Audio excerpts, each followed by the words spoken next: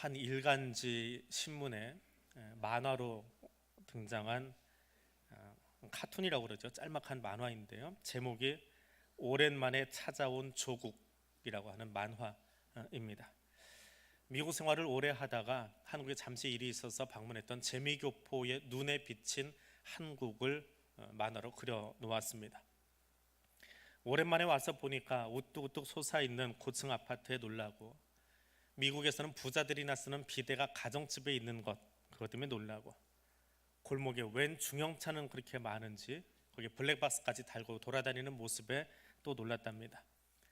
주차장을 들어가는데 사람이 징수하는 게 아니라 차 번호를 자동으로 인식을 하고 계산이 가능한 그런 시스템, 빠른 인터넷, 교통카드, 버스 정류장에 서 있으면 버스가 몇 분 뒤에 옵니다라고 하는 안내 표지판까지, 정말 대단한 나라다, 그게 내 조국이다라고 하는 것에 놀랐답니다.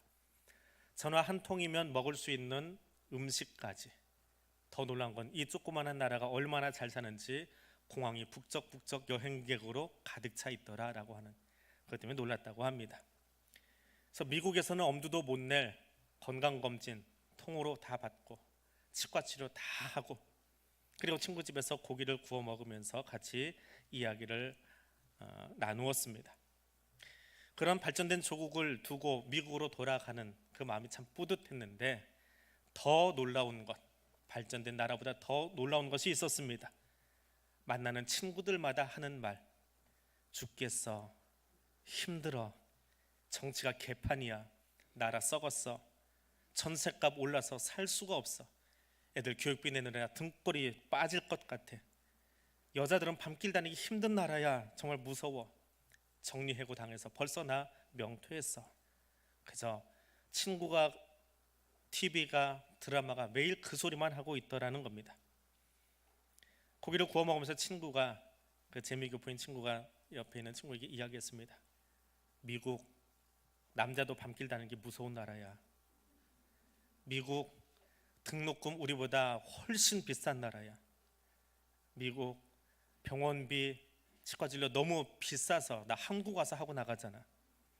한 번 밥 사 먹으려면 세금에 팁까지 25%는 주고 먹어야 돼. 1년에 수천 명씩 인텔 회사 하나에서만 정리해고 시키고 있어. 근데 미국은 힘들다는 이야기 안 해. 그러면서 떠나면서 하는 이야기랍니다.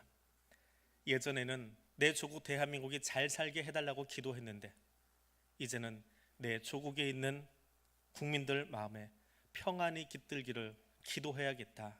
그리고 떠나더랍니다. 기독신문이 아닌데 일간지거든요. 근데 거기에 그 만화의 마무리가 그렇게 마무리되고 있습니다.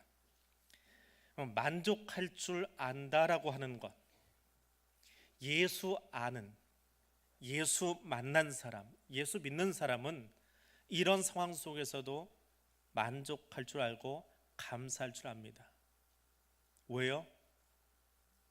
은혜 받았기 때문이에요. 은혜 때문에 그렇습니다. 은혜가 무엇입니까? 은혜 받은 것이 무엇입니까? 오늘 그 은혜에 관한 이야기를 함께 나누려고 합니다. 첫 번째로, 하나님께서 허리를 구부려 주시면 은혜입니다. 우리는 은혜 받았다라고 하면 어느 날 설교가 내 마음에 쏙 들어서 은혜 받았다고 표현합니다. 혹은 그래서 내가 원하던 선물 받으면, 내가 원하던 일이 되어지면 그럼 은혜 받았다고 표현합니다. 근데 은혜는, 성경이 말하는 은혜는 그런 것 아닙니다. 그걸 은혜라고 표현하지 않습니다. 한글로 된 성경에 은혜가 제일 먼저 어디에 등장하느냐? 노아 이야기에 등장을 합니다. 노아 때의 세상은 어떤 세상입니까? 죄악이 관영한, 죄악이 가득 찬, 죄악으로 도배되어진 세상에 살았습니다. 노아 때 사람들의 생각하는 것, 마음속에 갖고 있는 것은 어떻게 하면 남에게 들키지 않고 더 나쁜 짓을 더 잘 그럴듯하게 할까? 이게 죄악이 관영하다라고 하는 표현입니다. 나쁜 생각으로 가득 차 있는 거지요. 그럼 그걸 TV에서 방영을 하면 뭐가 되나요? 막장 드라마라고 표현하지요. 요즘도 막장 드라마 하나가 뜨고 있습니다. 제목은 품격이 있는데 내용은 품격이 하나도 없는. 근데 그 드라마를 보면서 어떤 평론가가 그렇게 써놨어요. 꼴 보기 싫은데 욕을 하면서 보게 되는 드라마가 막장 드라마다. 맞는 얘기 같아요. 뭔가 하고 보다가 점점 빠지게 생겼는데, 그걸 보면서 이 생각이 나는 거예요. 하나님이 노아의 세상을 바라보면서 그러지 않을까. 참 꼴보기 싫은데 외면할 수 없고 그 땅을 바라보고 계시는 하나님의 마음. 더불어서 그 땅에 살고 있는 노아는 어떻습니까? 막장 드라마 세상 속에 살고 있으면서 외면할 수 없지요. 왜? 내가 사는 세상이니까. 거기서 내가 누구와 눈을 맞출까라고 늘 고민하고 사는 사람, 그것이 노아입니다. 그런데 6장 8절에 가면 이렇게 성경이 적고 있습니다. 그러나 노아는 하나님께 은혜를 입었더라. 이 말이 어떤 표현일까? 그래서 그 말을 원어 그대로 쭉 풀어보았습니다. 그랬더니 이렇게 표현되어집니다. 하나님의 눈이 세상을 바라봅니다. 그러다가 노아라는 사람을 발견했습니다. 이 문장의 표현이 은혜입니다. 6장 8절의 의미이기도 하고요. 하나님이 죄악이 관영한 세상, 죄악으로 도배되어진 세상, 생각하는 게 온통 나쁜 것만 생각하고 있는 그 세상의 면면을 보고 계시는 거예요. 이 사람은 얘는 누구하고 눈 맞추려고 살아갈까 이렇게 쳐다보고 있다가 그 막장 속에 살고 있는, 막장 드라마 속에 살고 있는 한 사람이 나는 이 세상과 눈 맞추고 싶지 않아요. 누군가 내가 눈 맞춰야 될 존재가 필요한데 그걸 찾고 있는 거예요. 하나님을 찾고 있는 거예요. 그 시선과 하나님의 시선이 맞아 떨어지는 거예요. 하나님 같이 맞는 거예요. 그 순간이 은혜라고 하는 거예요. 노아 이야기에 등장하는 은혜라고 하는 말, 창조주이면서 심판자이신 하나님께서 꼴보기 싫은 세상을 외면하는 것이 아니라 몸을 구부려서 세상을 바라보시다가 노아를 발견한 장면, 그것이 은혜라고 하는 거예요. 은혜는 허리를 구부린다라고 하는 뜻이 있습니다. 히브리어로 헨인데요, 헨의 글자가 어떻게 생겼냐면 이렇게 생겼어요. 이렇게 꼬부라지는 글자가 하나 있고요, 그 앞에 이렇게 생긴 글자가 하나 붙어 있어요. 여러분 보기에 맞춰드린 거예요. 글자 순서를. 이게 헨이에요. 허리를 구부렸지요. 하나님이 죄악된 세상 속에서 나 여호와와 눈을 맞추는 사람을 찾으려고 허리를 구부리시는 거예요. 윗사람이 어린아이에게 허리를 구부려서 눈을 맞춰주고 단어를 맞춰주고 말을 맞추는 것은 아이에게는 은혜입니다. 근데 아이가 허리를 구부려서 어른에게 고개 숙이는 것은 은혜가 아니고 뭐라고 그래요? 존경하는 거예요. 윗사람이 아랫사람에게 허리를 구부려 주는 것이 은혜입니다. 근데 노아는 그 은혜를 입었대요. 하나님의 허리를 구부려서 자신과 눈을 맞춰준 그 상황, 그것이 은혜 입었다라고 하는 겁니다. 근데 그 바로 다음 구절입니다. 6장 9절입니다. 노아는 의인이요 당대 완전한 자라, 그가 하나님과 동행하였으며. 자, 이 구절을 공동번역에서 다시 읽어보니까 이렇게 적혀 있습니다. 그 당시에 노아만큼 올바르고 흠없는 사람이 없었습니다. 그는 하나님을 모시고 사는 사람이었습니다. 막장 드라마 같은 세상 속에 살면서 자기 속에는 옳은 대로 제 마음에 안 맞으면 분을 내고 화를 내고 팅팅거리는 그 세상 속에 살면서 노아는 어떻게 살았다고요? 하나님 앞에 서려고, 경건하게 서려고 노력하고 의로운 삶을 살려고 하고 세상 사람들에게 눈 맞추는 게 아니라 내 모델이 어디 있는 거예요? 하나님을 찾아가는 거예요. 그러다가 하나님하고 눈이 마주치는 거예요. 그 모습이 6장 8절 9절입니다. 노아는 하나님을 모시고 하나님의 뜻대로 살려고 노력하고, 하나님은 그 세상 속에, 꼴보기 싫은 세상 속에 누가 나하고 눈 맞추고 살아가나를 찾기 위해서 허리를 구부리고 계시고, 그 장면이 은혜라는 거예요. 내 눈과 마음과 생각은 딴 데 가 있으면서 은혜 주시겠지, 때 되면 알아서 주시겠지, 적당히 자리 지키고 있다 보면 뭔가 떨어지겠지, 나는 딴짓하면서 나 예뻐해달라고 하는, 그거는 은혜 받을 수 없는 겁니다. 나도 하나님을 찾아가고, 나도 말씀에 가까이 나아가고, 나도 열심히 세상 사람들과 같지 아니하고 저 사람들과 같지 아니하고 하나님께 시선을 맞추고 있을 때 하나님의 눈이 나와 마주치는 역동적인 관계예요. 일방적인 관계가 아니고 하나님과 내가 역동적으로 관계를 만들어 가는 것이 은혜라는 단어입니다. 은혜 받은 백성으로 살고 싶으십니까? 그러면 하나님 앞에 더 가까이 나아가십시오. 하나님은 이미 허리를 구부리셔서 나와 눈 맞추기를 원하고 계시기에 그분의 시선과 마주할 수 있는 은혜의 백성들 되시기를 바랍니다. 두 번째로, 하나님께서 기다려 주시는 것이 은혜입니다. 구약과 신약을 읽으면서 사람들이 간혹 그렇게 이야기합니다. 구약의 하나님은 무지막지한 하나님, 심판하시는 하나님, 신약의 하나님은 예수 그리스도로 오셔서 우리를 용서해 주시고 우리의 죄를 씻어 주신 하나님. 왜 그렇게 볼까요? 왕정시대를 읽다 보니까 선한 왕, 나쁜 왕 구분하기 시작합니다. 그리고 그 악한 왕은 징계하셔서 바벨론으로 끌려가게 하시지요.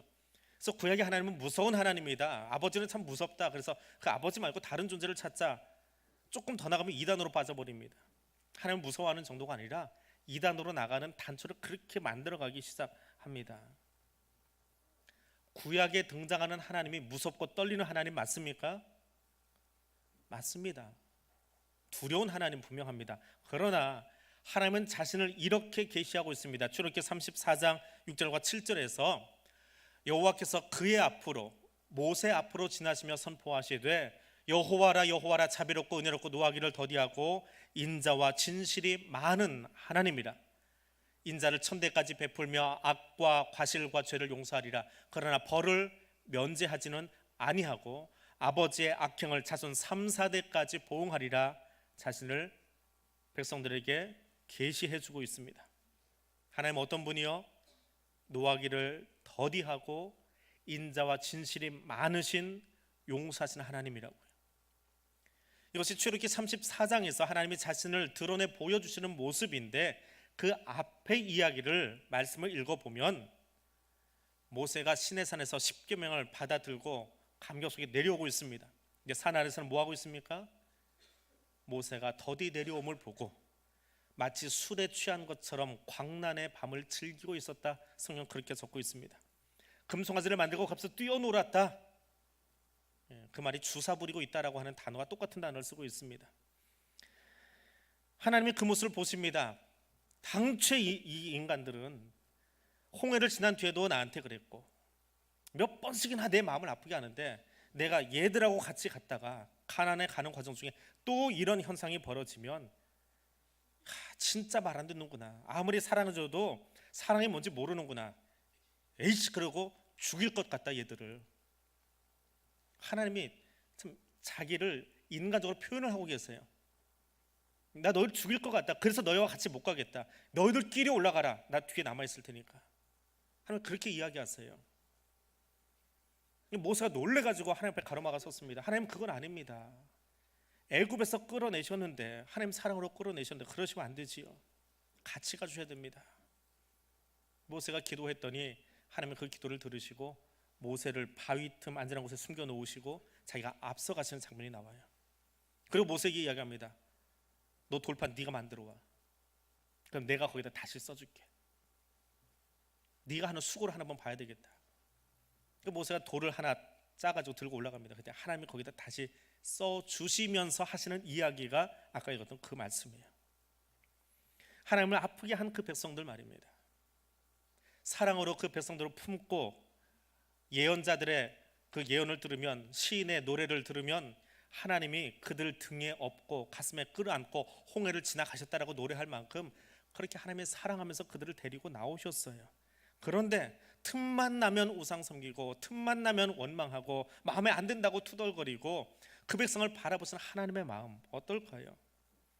최고의 선을 베풀어주고 최고로 그들을 사랑해주고 모든 민족들이 그 사람을 선택해서 내가 너 눈여겨봐줄게, 내가 너 사랑해줄게 라고 이야기하는데, 그거 몰라주면 하나님 마음 어떠실까요? 그래서 말씀하셨던 하나님이 내가 다시 한번 기다려줄게, 내가 노하기를 천천히 할게, 너 용서해줄게, 나 인내할게. 벌을 면제하시는 것은 아닙니다. 뭐 하신다고요? 기다려줄게. 왜? 회개할 기회를 주시는 거예요. 뉘우칠 기회와 시간을 부여해 주시는 거예요. 그것, 내가 회개할 수 있도록, 뉘우칠 수 있도록 시간을 부여해 주시는 하나님이 은혜의 하나님이라는 거예요. 노하기를 더디하시는 거예요. 설교를 듣고 났더니, 말씀을 읽고 났더니, 찬양을 부르다 보니까 은혜 받았다. 이거 무슨 말이에요? 하나님, 나 그렇게 살지 못하는데 오늘 이것 듣고 나더러 뉘우치게 하시고 깨닫게 하시고 기회를 주시는군요. 그것이 은혜다라고 하는 거예요. 벌이 면제된 거 아니에요. 면제될 수 있도록, 내가 돌아올 수 있도록 하나님이 기다려 주시는 거예요. 그래서 시인은 이렇게 노래합니다. 그의 노여움은 잠깐이요, 그의 은총은 평생이로다. 하나님의 은총, 하나님의 어지심, 하나님의 호의를 베풀어 주심, 그분의 은혜는 내 평생을 따라갑니다. 내 모습 이대로 받으소서 하는 찬송이지요. 그 찬송 어떻게 하실 수 있습니까? 죄인된 이 모습 그대로 날 받아옵소서. 죽으려고 작정하셨어요? 죄인이 하나님 앞에 가면 죽잖아요. 근데 어떻게 그 찬송 부를 수 있어요? 이 모습을 알기 때문에. 그래도 기다려주시고 그대로 참아주시고 그대로 인내해 주실 것을 아는 은혜 때문에 그러는 거예요. 내 죄가 보이십니까? 나의 부족함이 보이십니까? 그럼에도 불구하고 기다려주시는 것, 용서하기 전에 내가 돌아올 수 있도록 기회해 주시는 것, 그것이 은혜입니다. 하나님이 기다려주시면 은혜를 경험하며 살아가는 사람 되시기를 바랍니다. 세 번째로, 하나님이 내 마음에 오시는 것이 은혜입니다. 은혜는 하나님이 우리에게 행하신 모든 일들이 다 은혜입니다. 앞선 노아의 이야기 속에서 허리를 구부리신 하나님의 은혜가 노아를 찾았습니다. 하나님이 먼저 나를 찾으신 거예요. 내가 먼저 찾은 게 아니고 그분이 나를 찾으려고 허리를 구부리고 있는데, 세상 사람들에게서 답을 찾지 못하던 노아가 하나님과 시선이 마주친 거예요. 그게 은혜이지요. 저렇게 이야기를 묵상해 보니까 은혜는 무엇이냐? 우리를 옥죄고 있는 죄악의 굴레에서 그럼에도 불구하고 하나님이 죄인인 나를 기다려 주시는 것, 그리고 결국에는 그 죄에서 벗겨내주시고 생명의 사람으로 살아가도록 해주시는 것이 은혜입니다. 주의 성령이 내게 빛을 비춰주지 않으시면 나의 죄성이 보이지 않습니다. 은혜로 산다라고 하는 것은 내가 얼마나 죄에 대해서 제대로 인식하고 이해하고 있느냐라고 하는 것에서 은혜가 출발합니다. 그래야 은혜가 얼마나 큰지도 알 수 있기 때문에 그래요. 그런데 그건 내 입장이에요. 나의 입장이에요. 거꾸로 뒤집어 놓고 보십시다. 하나님의 입장에서 보십시다. 은혜는 하나님 입장에서 보면 불공평하기 짝이 없습니다. 그래도 참아주고, 그래도 기다려주고, 그래도 인내해주고, 그래도 덮어주고, 그래도 모른 척 해줘야 되니 하나님 입장에서는 불공평하지 않습니까? 내게는 감당할 수 없는 선물이고 내게는 큰 은총이라고 표현하지만, 너무 비싸고 값진 선물이지만 은혜를 이해하면 이해할수록, 그 은혜를 그림으로 그려놓으면 그려놓을수록 하나님 입장에서는 불공평해요. 거기다가 예수 그리스도까지 우리에게 보내주셨어요. 그래서 하나님의 은혜는 하나님이 나를 위해서 가장 많은 손해를 보신 사랑 이야기, 그것이 은혜입니다. 하나님은 나 때문에 늘 손해만 보세요. 죄인인 내 모습 눈 감아주시고 기다려주시고, 당최 떠나지 못하는 나의 죄성의 모습, 그거 씻어주기 위해서 우슬초 들고 와서 물을 뿌리시는 것이 아니라 당신이 직접 이 땅에 인간의 몸을 입고 오셔서 나를 위해서 살을 찢기고 피를 다 흘려서 내 그 시커먼 죄를, 그 주홍빛 같은 죄를 닦아주셨잖아요. 그런데 닦으면 뭐해요? 사람 마음에 생각하는 것이 어떻다고요? 늘 악해요. 마음이 너무 악해요. 이게 문제예요. 그래서 어떻게 하세요? 참아 보지 못하신 하나님, 씻어만 주면 뭐해요? 여기가 시커먼데, 이 속이 시커먼데. 그래서 하나님이 선택하신 방법이 있어요. 천지를 창조하신 저 전능하신 하나님이 좁아 터진 내 마음속으로 들어오셨어요. 하늘 위에 보좌를 마련해 놓으시고 거기서 경배 받으셔야 될 그 하나님이 좁아 터진 이 마음판 속으로 들어오셔서 여기다 당신의 의자를 옮겨 놓으시고 여기 당신의 보좌를 옮겨 놓으시고 내 주인 되려고 이 안에 들어오셨어요. 그것이 은혜입니다. 우리가 찬송을 부르고 감사하고 기도하고 말씀을 듣고 내 열정 때문에 내 열심 때문에 내가 뭔가 좀 잘해서 아니에요. 천만에요. 그건 내 믿음 때문이 아니에요. 내 중심에 하나님이 계시기 때문이에요. 바울이 디모데에게 전하는 인사말입니다. 나는 주께서 내 심령에 함께 계시기를 바라노라. 은혜가 너희와 함께 있을지어다. 하나님께서 디모데 옆에서 같이 사역해 주시는 것이 아니라 디모데의 영혼과 함께 하기를 원하노라. 하나님이 내 중심에 들어가 계시기를 원하노라. 그래서 내가 그 은혜를 경험하면서 사역하기를 원한다라고 하는 것이 바울을 통해서 들려주신 하나님의 마음입니다. 마찬가지로 그 하나님이 오늘 저와 여러분의 마음 속에 들어와 함께 하시기를 원합니다.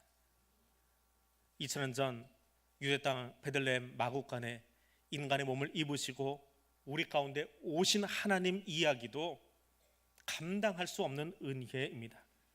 그런데 그 하나님 거기서 머물지 않으시고 예수 그리스도께서 보내주신 보혜사 성령, 위로되시는 성령 하나님께서 이 좁은 마음에, 밴댕이 소갈딱지 같은 이 좁아 터진 마음에 저 크신 하나님이 그 보좌마다 하시고 여기 들어오셔서 나를 바꾸기를 원하시는 거예요. 나를 하나님 백성 삼으시기를 원하시는 거예요. 그걸 어떻게 표현하시겠습니까? 우리의 땅, 우리의 삶의 자리, 우리 시간 속으로 들어와 계시는 것도 은혜지요. 하나님의 예배 받으시기 위해서 지금 이 자리에 같이 계셔 주시는 것만도 은혜이지요. 그런데 그 크신 하나님, 하늘의 하늘도 감당할 수 없는 그 하나님이 나 같은 죄인 마음 속에 들어와서 나의 주인 되시겠다고 하시는 것, 성령께서 나와 함께 하시는 그 사건, 그것은 달콤하고 아름답고 사랑스러운, 무엇으로도 더 표현할 수 없는 가장 큰 은혜입니다. 여러분, 은혜 받은 백성입니까? 주의 영을 모신 사람입니까? 성령과 함께한 사람입니까? 성령 충만한 모습으로 살고 계십니까? 그렇다면 은혜 받은 백성답게 살아가십시오. 그 크신 하나님이 이 안에 계시기에 그분의 눈으로 바라보고 그분의 눈빛으로 상대방에 보내어주고 그분의 말로 표현하고 그분의 손짓으로 표현하고 살아갈 수 있는 사람 되시기를 바랍니다. 은혜 입은 것을 나 혼자 누리는 것이 아니라 그 은혜 입음을 내 옆에 사람에게 보여주고 나누어 줄 수 있는 사람 되시기를 바랍니다. 은혜 입었기에 광야 백성처럼 살지 말고 천국 백성으로 살아가시기를 바랍니다. 광야 백성의 원망이 아니라 천국 백성처럼 축복하며 살아갈 수 있기를 원합니다. 죽겠다라고 하는 소리가 가득한 막장 드라마 같은 이 세상 속에서 조국의 국민들을 안타까워하며 미국으로 떠나던 한 재미교포의 기도처럼 하나님 이 땅에 주의 평안을 주십시오라고 기도할 수 있는 제사장의 입술을 가진 사람, 그런 사람 되시기를 바랍니다. 그래서 내 영혼으로 하여금 늘 하나님과 교제하는 삶을 살아가도록 그렇게 설 수 있기를 소원합니다. 바울이 디모데에게 내가 은혜 받은 사람으로 살기를 원하노라라고 했던 것처럼 여러분의 삶의 자리 가운데에 예수 그리스도의 은혜와 하나님의 사랑과 성령의 교통하심이 항상 함께 하시기를 축원합니다. 기도하겠습니다. 은혜의 하나님, 우리가 아직 죄인 되었을 때에 예수 그리스도를 보내주시고 성자 예수 그리스도의 십자가 보혈의 은총으로 우리의 죄를 사하여 주심을 감사드립니다. 감당할 수 없는 은혜를 받은 나이기에 은혜 받은 백성답게 살아가기를 다시 한번 결단합니다. 우리 안에 계신 성령님, 우리로 하여금 천국 백성의 자리와 삶을 살아가도록 함께하여 주옵소서. 예수님 이름으로 기도드립니다. 아멘.